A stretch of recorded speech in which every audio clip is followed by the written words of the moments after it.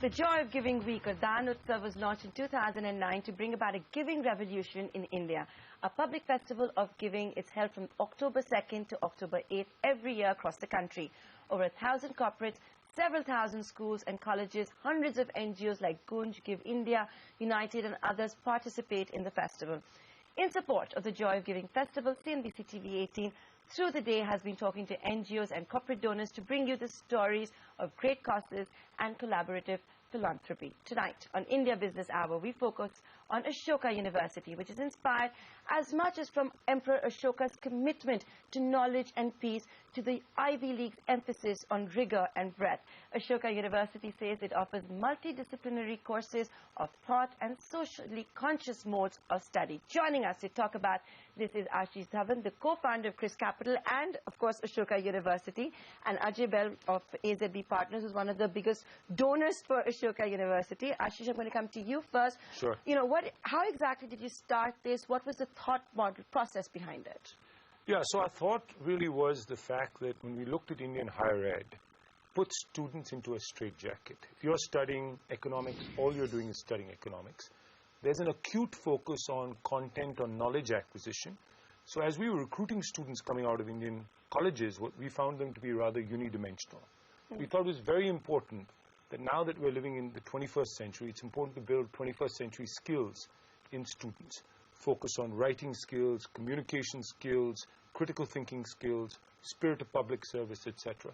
We felt the liberal arts model, which combines breadth and depth, would be the way to do that. So Pramat Sinha, Sanjeev Bhikchandani, Vineet Gupta, Ashish Gupta, myself, a few of us came together 5-6 years ago to start working on building a leading liberal arts university in India so that we could prove that this was a form of higher education that was required across India. You, just for the benefit of our viewers, you want to let them know where exactly this university is located. Is it even a brick-and-mortar university? Because, you know, these days you hear so much about online. Yes. So we are a full-fledged university. We've been granted university status by the government. We are located just north of Delhi, within the NCR, in Haryana, about 8-9 km from the Delhi border on the highway to Chandigarh. It's a very interesting project. The state of Haryana has built the Rajiv Gandhi Education City, and there'll be 8 or 10 universities that will be coming up in this area. So we are one of the first ones that have launched out of there.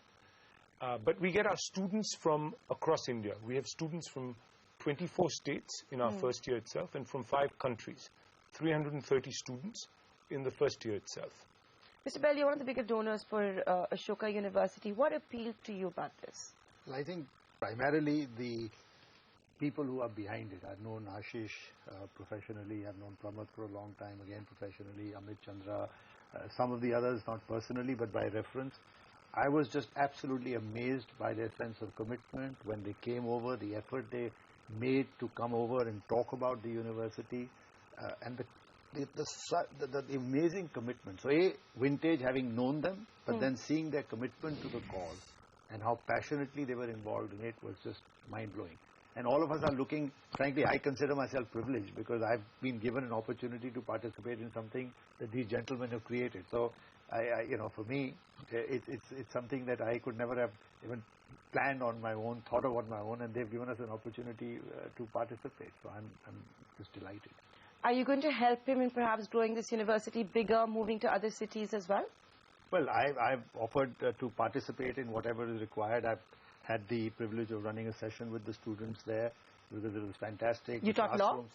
No, I actually talked about communication and a few other aspects, curiosity communication in this interactive age, because all the points that Ashish made to you about communication skills, curiosity, you know, in firms where we are hiring people, which is where it's all about people skills, we are finding that people are sometimes losing the need or the desire to find more, because it's so easily available compared to when we were looking for information. We were starved for information in the generation we grew up with.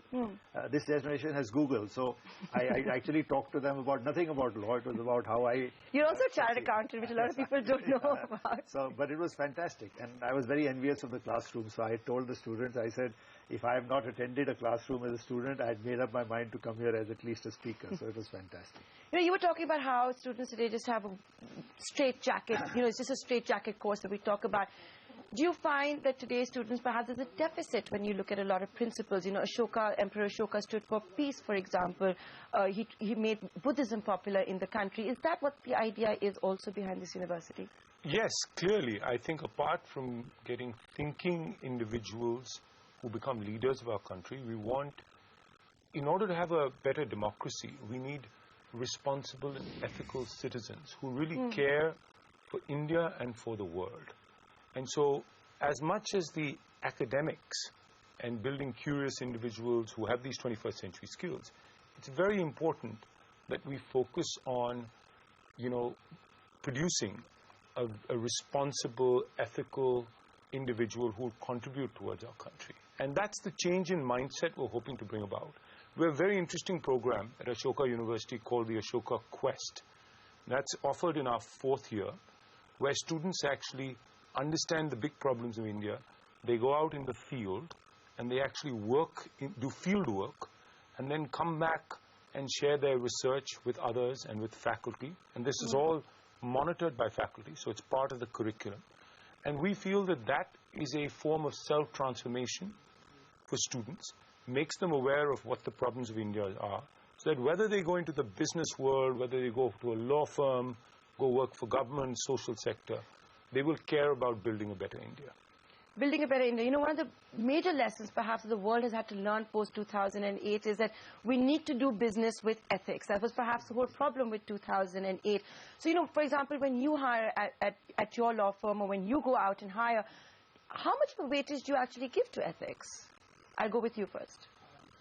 We care about it a lot. I mean, to me, that's fundamental. It's the starting point. I mean, when I've hired, if I have any doubts with regards to someone's integrity, I just would not hire them, period. Because that, to me, in terms of all the values, is right at the top of the food chain. It'll corrupt the culture in your organization if you were to hire an unethical individual, if you're trying to build an ethical organization.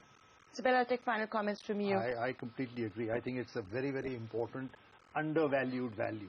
So how do you identify it during recruitment? Well, it's difficult. You know, that's the point. When we're hiring people, there is that much you can find out about a person.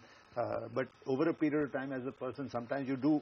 Fortunately, I don't think we've ever had the need to get somebody out on that ground. But you hope and you monitor as you work with people. You see how they work, how they interact, what they do. And as long as the message goes across the organization that ethics is important, I think you weed out anybody who's not. They themselves will find they're lost in an organization which values ethics. And I think ethics is very important, as you said. There's lots of lessons learned, and one of them is that the ethical way of doing things is very critical. There you go. You have Ashish Dhawan and Ajay Bahl, the men behind Ashoka University here. It is on the way from Delhi to Chandigarh on the highway. Men responsible for trying to bring ethics back into Indian business, into Indian culture. Thanks a lot for joining us here on India Business Hour. Enjoy your long weekend, gentlemen.